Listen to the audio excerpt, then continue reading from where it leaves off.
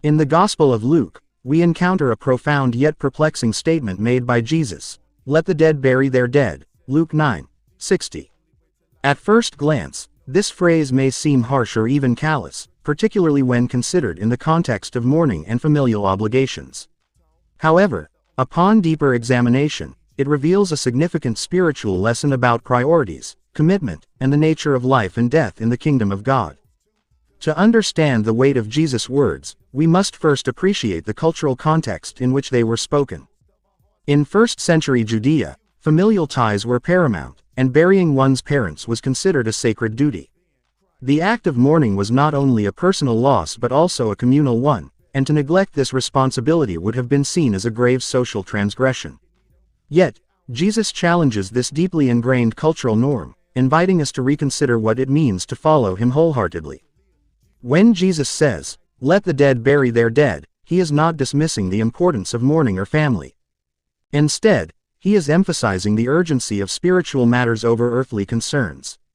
In this statement, the dead can be interpreted as those who are spiritually lifeless, those who remain preoccupied with the temporal aspects of life, such as social customs and obligations.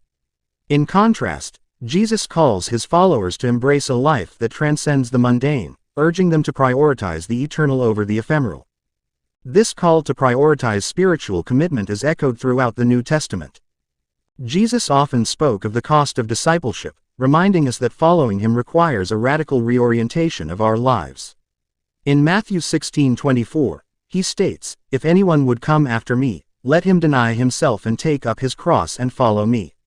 The imagery of the cross signifies sacrifice, and it is a reminder that the path of discipleship is fraught with challenges that demand our full attention and dedication. Moreover, the phrase, "Let the dead bury their dead," serves as an invitation to live with a sense of urgency and purpose. In a world filled with distractions and competing priorities, it is easy to become spiritually lethargic, allowing the dead to dictate our choices. Jesus' words remind us that we are called to be agents of life, actively participating in the work of the kingdom and sharing the message of hope and redemption with others. In conclusion, Jesus' statement, "Let the dead bury their dead," transcends the cultural implications of its time, offering a timeless message about the nature of discipleship. It challenges us to evaluate our priorities and to recognize that spiritual commitment often requires us to set aside societal expectations.